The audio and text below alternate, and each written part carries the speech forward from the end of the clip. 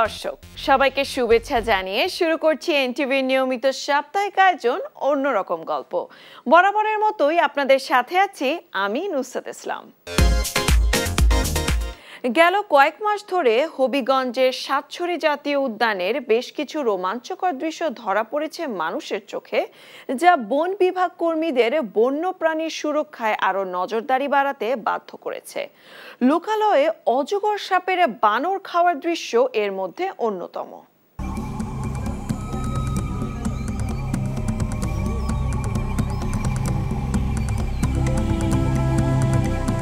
হবিগঞ্জের সাতছড়ি জাতীয় উদ্যানে সম্প্রতি এশিয়াটিক ব্ল্যাক প্রজাতির ভালুকের সন্ধান মেলার পর এবার অজগর সাপের বানর খাওয়ার রোমাঞ্চকর দৃশ্য রীতিমতো চাঞ্চল্য সৃষ্টি করেছে। সম্প্রতি বন বিভাগের কর্মীরা রাতে টহল দেওয়ার সময় এমন দৃশ্য নজরে আসে।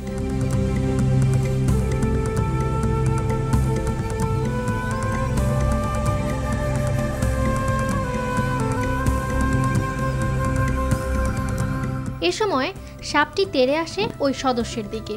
এরপর থেকেই বন্যপ্রাণী সুরক্ষায় বনে আরও বেশি নজরদারি বাড়িয়েছে বন বিভাগ। প্রত্যক্ষদর্শীরা জানান, অজগর সাপটি মধ্য বয়সের একটি বানর গিলে ফেলে। তখন অজগর সাপটির পেটের ভিতরে বানরটির অবস্থান বোঝা যাচ্ছিল। পরবর্তীতে বানরটির আকার বড় হওয়ায় সাপটি মুখ থেকে ফেলে দেয়। প্রাণে বেঁচে যায় বানরটি। বন বিভাগের লোকজন এটিকে চিকিৎসা দিয়ে বনে অবমুক্ত করেন। তাদের ধারণা সাপটি 30 থেকে 40 কেজি ওজনের হবে। সাপটির পেটে ডিম ছিল, সেজন্য অনেকটা আক্রমণাত্মক ছিল। পরে সাপটিকে নিরাপদে যেতে দেয়া হয়।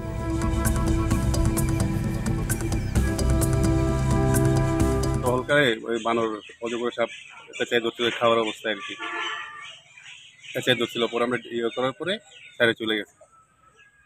পরে চিকিৎসা করার পরে এতে ছাড়া হয়েছিল।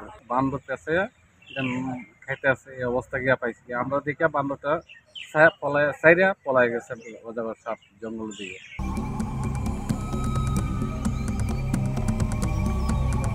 সাতছড়ি উদ্যানে বিপুল সংখ্যক অজগর সাপের বিচরণ থাকায় বন বিভাগ জনসাধারণকে রিজার্ভ ফরেস্টের গভীরে চলতে নিষেধ করে।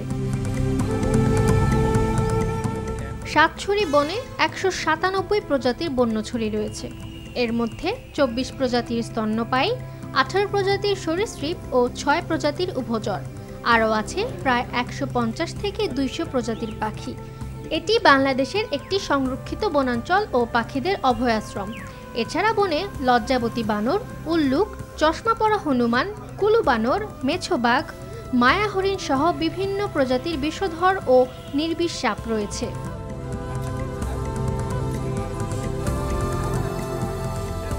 সাপ ও বানর উভয় প্রাণীকে রক্ষা করতে হবে। প্রকৃতপক্ষে সকল প্রাণী প্রাকৃতিক ভারসাম্য রক্ষার জন্য প্রয়োজনীয়। মারমা জনগোষ্ঠীর প্রধান সামাজিক উৎসব সাংগ্রাই। উৎসব চলাকালীন নানা আয়োজনে জমজমাট ছিল পার্বত্য অঞ্চল। উৎসবের প্রধান আকর্ষণ ছিল পানি খেলা, এছাড়াও ছিল বলি খেলা, তৈলাক্ত বাঁশ আরোহণ, দড়ি টানাটানি, বালিশ খেলা, নৌকা বাইচ।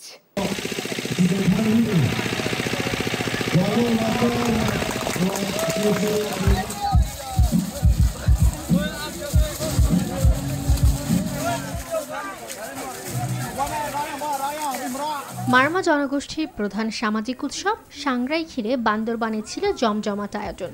কুহালং হেডম্যান পাড়ায় মারমা জনগোষ্ঠীর তরুণ তরুণীরা কয়েকটি ভাগে বিভক্ত হয়ে মেতে ওঠে পানি খেলায়।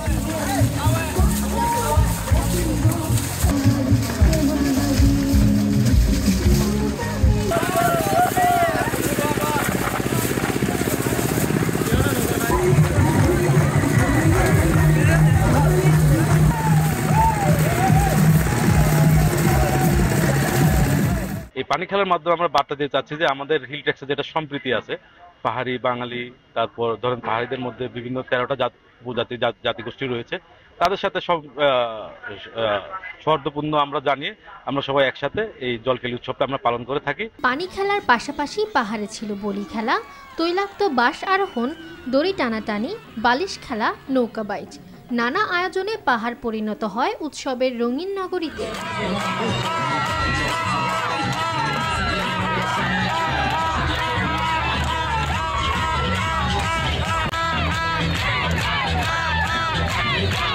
নিজস্ব পোশাকে গানের তালে নেচে গেয়ে মেতে ওঠে সকল বয়সীরা।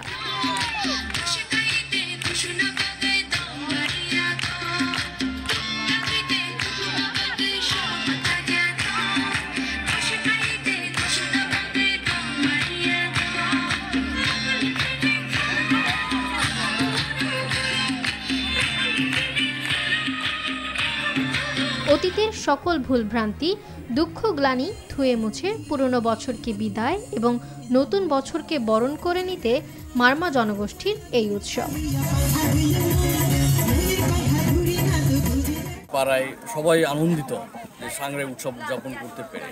এই সাংগ্রাই উৎসব আমরা পালন করি মূলত পুরাতন বছরের যে গ্লানি, যে জীর্ণতা, যে জড়তা, যে দুঃখ, ওইগুলো যেন ধূলিসাৎ হয়ে যায় ও নতুন উদ্যমে, নতুন নবরূপে যেন আমরা আমাদের জীবনটাকে সুন্দরভাবে পরিচালিত করতে পারি এবং বাচ্চাদের লেখাপড়া, স্বাস্থ্য সব কিছু যেন উন্নতি হয়।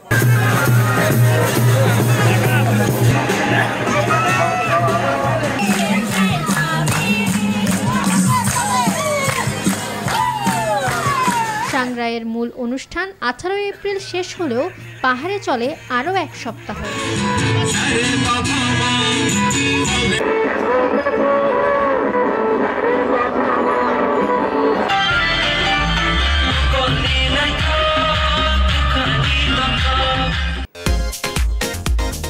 থোকায় থোকায় ঝুলছে সবুজ আঙুর বাঁশের মাচায়। দেশের মাটিতে প্রথমবারের মতো 20 শতক জমিতে 18 দেশের 85 প্রজাতির আঙ্গুর চাষ করেছেন চাঁদপুরের এক উদ্যোক্তা। প্রতিদিনই এই আঙ্গুর চাষ দেখতে ভিড় করছেন দর্শনার্থীরা।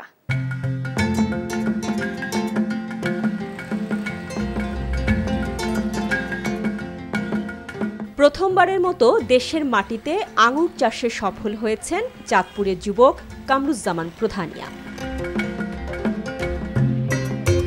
এই উদ্যোক্তা ইতিমধ্যে 20 শতক জমিতে আঙুর চাষাবাদ শুরু করেছেন।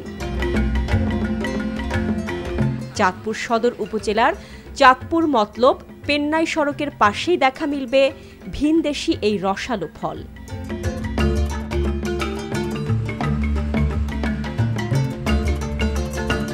বাংলাদেশে অক্টোবর নভেম্বর মাসে আঙুর গাছ ছাঁটাই করলে মার্চ এপ্রিলে ফল পাওয়া যায়। এরপর আবার শীতের সময়ে ফলন আসে। আমার এই 3টা জায়গাতে মিলে আমার প্রায় 300 থেকে 350টা আঙুরের চারা আছে। এর মধ্যে আমার প্রায় শতাধিক জাত সংগ্রহীত আছে। এবছর প্রায় 30+ জাতের ফল পাইছি। কৃষিতে কাজ করার আগ্রহ আছে, তারা চাইলে আঙুর নিয়ে কাজ করতে পারে। কেউ যদি সঠিক জাত সংগ্রহ করতে পারে এবং সঠিকভাবে চাষ করতে পারে, সে ভালো ফলন পাবে। প্রতিদিনই আঙুর চাষের খবর শুনে ভিড় করছেন দর্শনার্থীরা। আবার আঙুর চাষের ধারণা সহ চারা কিনে নিয়ে যাচ্ছেন অনেকেই। উদ্দেশ্য হলো যে আঙুরের বাগানটা দেখা এবং পরবর্তীতে আমার একটা আঙুরের বাগান করব, সেই উদ্দেশ্যে এখানে আসে।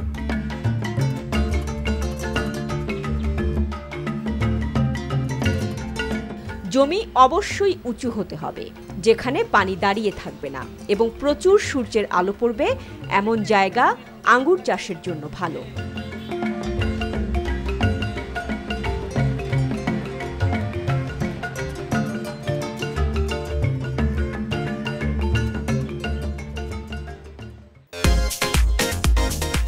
চীনে ভিন্নধর্মী এক ম্যারাথনের আয়োজন করা হয়। গেল শনিবার বেইজিংয়ে ওই ম্যারাথনে হাজার হাজার মানুষের সঙ্গে অংশ নিয়েছিল 21টি রোবট। বিশ্বে এটাই প্রথম যেখানে মানুষের সঙ্গে রোবটও দৌড় প্রতিযোগিতায় অংশ নিয়েছে। এদিকে যুক্তরাষ্ট্রের মিশিগানে মানব সেতু তৈরি করে মাত্র 2 ঘন্টায় এক দোকান থেকে অন্য দোকানে 9100 বই সরিয়ে দেয় এই মানব সেতু। বিশ্বের বিভিন্ন জায়গায় ঘটে যাওয়া এমন চমকপ্রদ ঘটনা নিয়ে রয়েছে একটি প্রতিবেদন।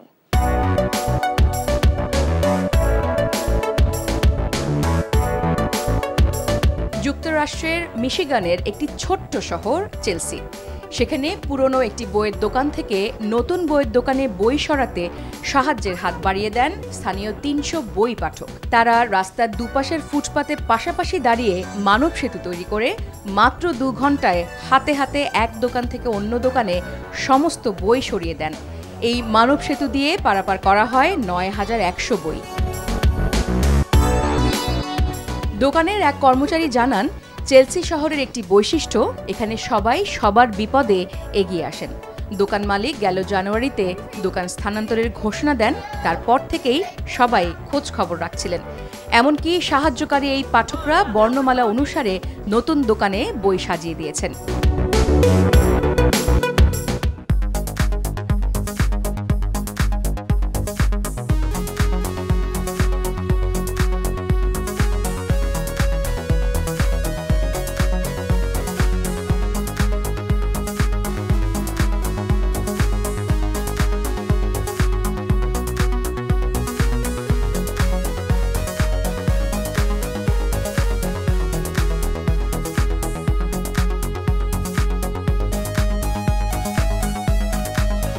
এদিকে গেল শনিবার চীনের বেইজিংয়ে ভিন্নধর্মী এক ম্যারাথনের আয়োজন করা হয়। ওই ম্যারাথনে হাজার হাজার মানুষের সঙ্গে অংশ নিয়েছিল ২১টি রোবট। আয়োজকদের দাবি, বিশ্বে এটাই প্রথম হাফ ম্যারাথন যেখানে মানুষের সঙ্গে রোবটও দৌড় প্রতিযোগিতায় অংশ নিয়েছে। ওই ম্যারাথনে প্রতিযোগীদের প্রায় ২১ কিলোমিটার দৌড়াতে হয়েছে। রোবটগুলোকেও একই পথ অনুসরণ করতে হয়েছে। এসব রোবটের উচ্চতা ছিল ৩ ফুট থেকে প্রায় ৬ ফুট পর্যন্ত।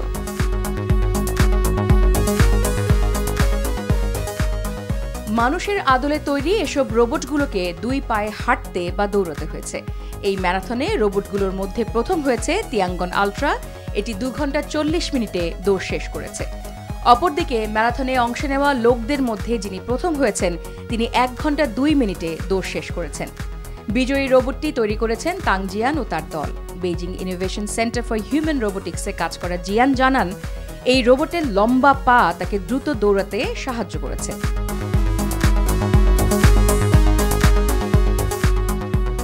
লম্বা এই দৌড়ের মধ্যে মাত্র ৩ বার রোবটটির ব্যাটারি পরিবর্তন করতে হয়েছে বলে জানান এই প্রযুক্তিবিদ। রোবটগুলো বিভিন্ন ধরনের জার্সি এবং জুতা পরে দৌড় প্রতিযোগিতায় অংশ নিয়েছে। আগত দর্শনার্থীরা মানুষ এবং রোবটের এই ম্যারাথনে বেশ আনন্দ পেয়েছে। ম্যারাথন চলাকালীন বেশ কিছু মজার ঘটনাও ঘটেছে। একটি রোবট দৌড় শুরুর আগ মুহূর্তেই মাটিতে পড়ে যায়, যদিও কয়েক মিনিটের মধ্যেই সেটি আবার উঠে দাঁড়ায় এবং দৌড় শুরু করে। আরেকটি রোবট দৌড়ের স্থান থেকে অন্যদিকে গিয়ে সোজা রেলিংয়ের সঙ্গে বাড়ি খেয়েছে। দৌড়ের সময় রোবটগুলোর সঙ্গে সেগুলোর তত্ত্বাবধানকারীরাও ছিলেন। অনেকেই রোবটগুলোর সঙ্গে সঙ্গে দৌড়েছেন এবং নিজেদের রোবটগুলোকে সহায়তা করেছেন।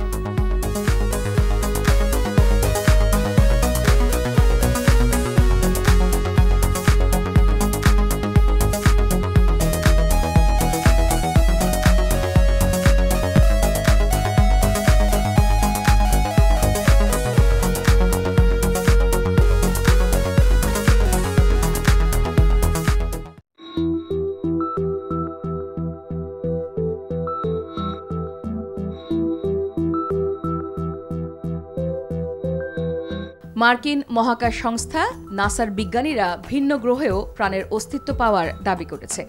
সৌরজগতের বাইরের একটি গ্রহের বায়ুমণ্ডলে বিজ্ঞানীরা এমন গ্যাসের রাসায়নিক চিহ্ন খুঁজে পেয়েছেন যা কেবল পৃথিবীতে জৈবিক প্রক্রিয়ার মাধ্যমে উৎপন্ন হয়।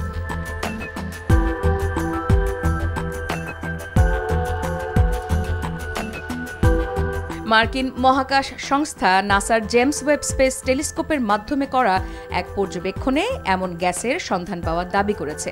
ওয়েব টেলিস্কোপের পর্যবেক্ষণে K2-18b নামের একটি গ্রহে 2টি গ্যাসের উপস্থিতি ধরা পড়েছে। এগুলো হলো ডাইমিথাইল সালফাইড এবং ডাইমিথাইল ডিসালফাইড। এসব গ্যাস পৃথিবীতে জীবন্ত প্রাণী, বিশেষ করে সামুদ্রিক ফাইটোপ্ল্যাঙ্কটনের মতো জীবন্ত অণুজীব থেকে উৎপন্ন হয়। এসব গ্যাসের অস্তিত্ব পাওয়ার কারণে ধারণা করা হচ্ছে গ্রহটিতে বিপুল পরিমাণে অণুজীব থাকতে পারে। বিজ্ঞানীরা অবশ্য জোরালোভাবে বলেছেন তারা প্রকৃত জীবন্ত প্রাণীর অস্তিত্ব আবিষ্কারের ঘোষণা দিচ্ছেন না, বরং তারা সম্ভাব্য জৈব চিহ্নের অস্তিত্ব পাওয়ার কথা বলছেন, যা একটি জৈবিক প্রক্রিয়ার সংকেত। কেমব্রিজ বিশ্ববিদ্যালয়ের একজন বিজ্ঞানী জানান, এটি সৌরজগতের বাইরে প্রাণের অস্তিত্ব অনুসন্ধানের ক্ষেত্রে একটি যুগান্তকারী মুহূর্ত।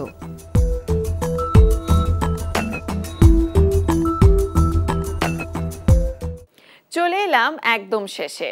দেশ বিদেশের বিস্ময়কর ও মজার সব খবর নিয়ে দেখা হবে আবারও। কেমন লাগলো আমাদের আয়োজন বা কোনো পরামর্শ থাকলে জানাতে পারেন চিঠি লিখে।